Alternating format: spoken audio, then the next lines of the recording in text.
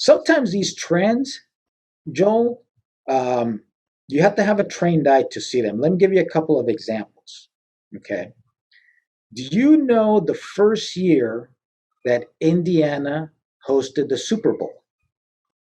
No idea. Okay. That was in 2012. But do you know what also happened in 2012? No idea.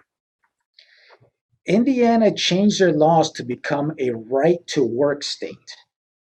And so what that means is that Indiana used to have a big auto manufacturing sector.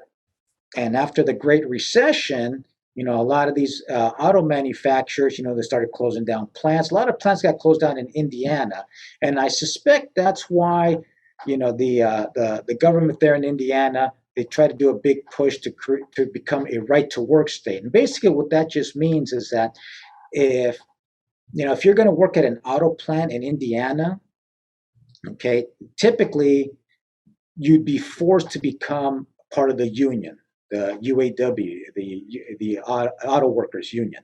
Okay, now when it's a right to work state, you can still become part of the union, but now you at least have the decision making right to become union or not. Okay, and that's all they wanted.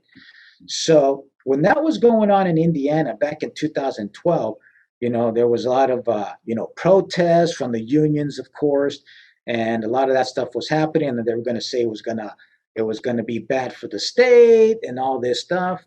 Well, knowing that and knowing that they did a big push to try to get into the Super Bowl and host the Super Bowl for the first time in their history, that told me that that state and the government in that state was trying to do everything they can to promote their state as a business friendly environment. And so that's why we were starting to invest in that state and looking for opportunities there. And as a result, businesses came to Indiana, jobs exploded